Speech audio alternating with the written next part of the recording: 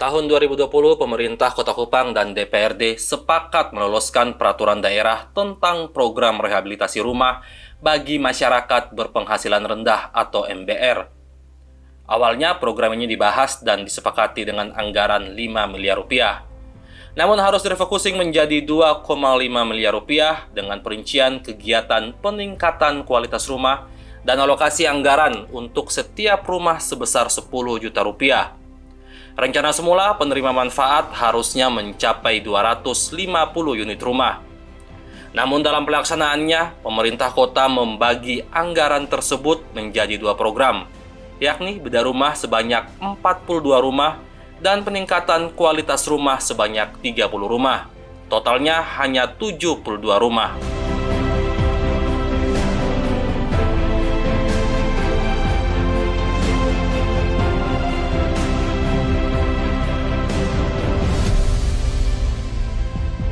Hal tersebut sempat membuat berang pansus DPRD Kota Kupang karena tidak sesuai dengan yang disepakati dalam Perda, yaitu bantuan hanya senilai 10 juta rupiah per rumah. Yang terjadi malah pemerintah memberikan nilai bantuan peningkatan kualitas rumah yang bervariasi, dari yang terendah sebesar 4 juta rupiah dan nilai tertinggi 12,9 juta rupiah.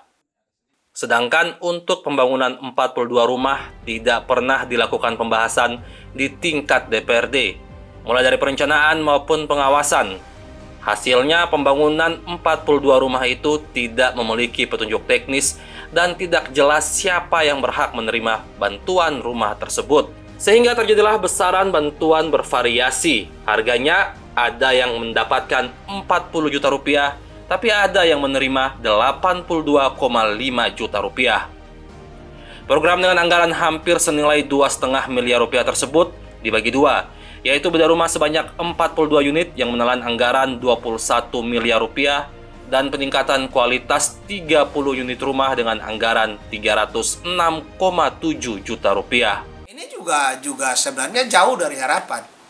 Nah, jauh dari harapan bahwa kita mau memberikan sebuah hunian yang layak kepada masyarakat, tapi ternyata bukan itu yang dicapai.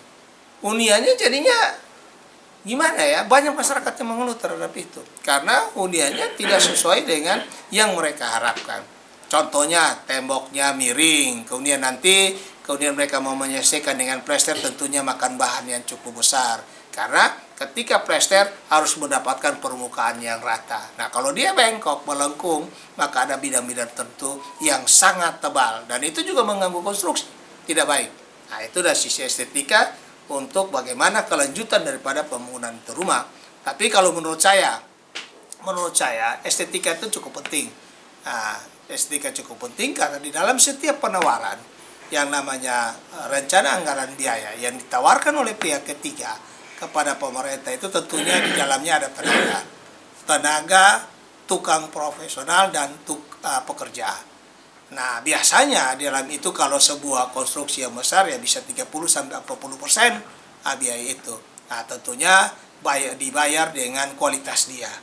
Nah, kalau seandainya kita lihat misalnya rapnya tenaga tukang yang dipakai satu hari 75.000, ya tentunya tukang yang profesional kan.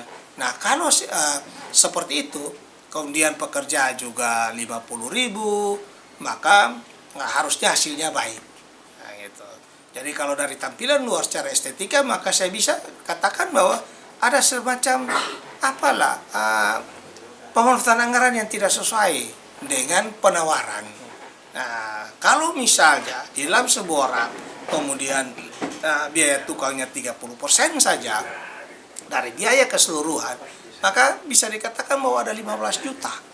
15 juta dari 50 juta biaya tenaga. Nah, faktanya saya dengar bahwa tenaga tukang itu bahkan ada yang susah di lapangan, dibayar cuma 6 juta, 5 juta, karena tukang yang asal-asalan yang bukan punya kualitas tukang. Maka di situ sudah ada permainan terhadap anggaran yang ada.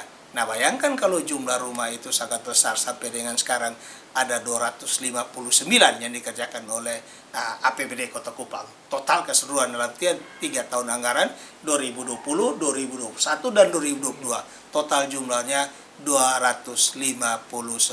rumah. Maka coba dikalikan saja, kalau satu rumah itu kebocorannya sampai kalau 5 sampai 10 juta berapa? Dalam laporan Badan Pemeriksa Keuangan atau BPK Nusa Tenggara Timur tercatat temuan kekurangan volume pada paket pengadaan tersebut serta denda keterlambatan dan denda tertib administrasi sejak perencanaan anggaran sampai dengan pelaksanaan kegiatan. Selain itu, nomenklatur penggunaan anggaran bedah rumah juga tidak sesuai, di mana nomenklatur yang digunakan ialah belanja modal untuk kegiatan bedah rumah bagi masyarakat atau hibah. Sementara yang seharusnya adalah belanja barang yang diserahkan kepada masyarakat. Kepala Dinas Perumahan Rakyat dan Kawasan Permukiman Kota Kupang, Beni Sain, saat dikonfirmasi mengaku program kerja pada dinasnya sudah sesuai dengan dokumen pelaksana anggaran atau DPA. Menurut Beni, jika hanya rehabilitasi rumah 10 juta rupiah untuk tiap rumah, maka hasilnya tidak efektif. Dia mengatakan melihat kondisi rumah masyarakat yang tidak memungkinkan kalau hanya direhabilitasi, maka program bedah rumah juga dilaksanakan dengan nominal 50 juta rupiah.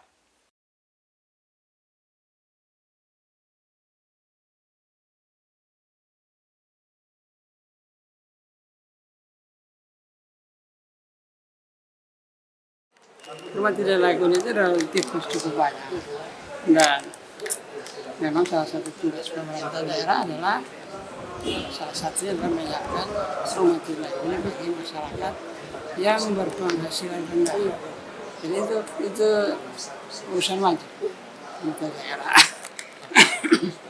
Nah, dengan relatif masih banyak itu, makanya beberapa tahun yang lalu mulai dari Danadak maupun DAO itu kita pemerintah kota sudah tugasnya yaitu melakukan peningkatan kualitas maupun bangunan baru bagi rumah-rumah yang kategori tadi tidak layak huni dan penghuninya atau pemiliknya tidak masuk dalam kategori berpenghasilan rendah.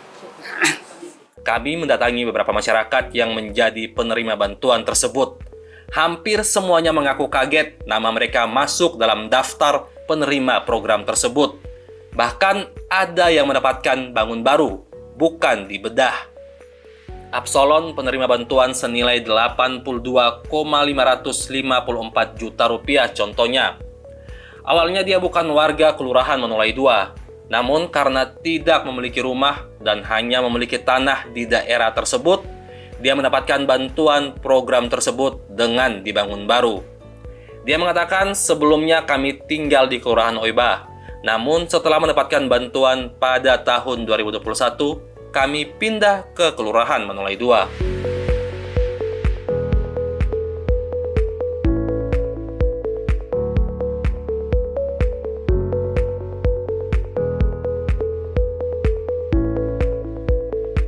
Walaupun menerima rumah huni dengan nilai fantastis di atas kertas, namun rumah Absolon dengan ukuran 6 x 6 meter itu tidak diplester bagian luar maupun bagian dalam. Hanya ada 2 kamar tidur dan 1 kamar mandi. Seluruh bagian rumah tidak memiliki plafon serta tanpa aliran listrik. Mereka berinisiatif menarik kabel listrik dari tetangga agar bisa menerangi rumah bantuan 80 juta rupiah dari pemerintah Kota Kupang itu. Absolon mengatakan sempat dijanjikan televisi, tempat tidur, hingga kursi ruang tamu. Namun dari awal rumah tersebut dibangun dan hingga Oktober tahun 2022, pihak yang berjanji tersebut hilang kabar.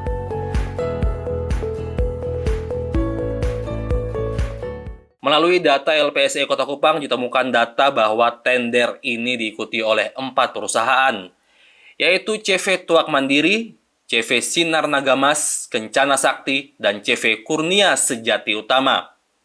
Yang menang tender proyek ini adalah CV Kurnia Sejati Utama milik Yakob Misa yang beralamat di Jalan Fatutuan RT 3 RW 6 Kelurahan Liba, Kecamatan Oibobo, Kota Kupang dengan nilai penawaran 2,4 miliar rupiah. Kontraktor CV Kurnia Sejati Utama Yakob Misa yang ditemui di kediamannya mengaku perusahaannya itu betul miliknya. Namun bukan dia yang mengerjakan proyek itu karena sakit. Ia memberi kuasa kepada Direktur Evan Taneo yang juga temannya. Evan Taneo saat dikonfirmasi mengatakan, pada tahun 2020 mereka mendapat pekerjaan 74 unit rumah dengan anggaran 2,5 miliar rupiah. Anggarannya itu untuk membangun 42 unit rumah baru dengan alokasi 50 juta rupiah per rumah. Sisanya 32 unit renovasi dengan anggaran bervariasi antara 1 hingga 8 juta rupiah.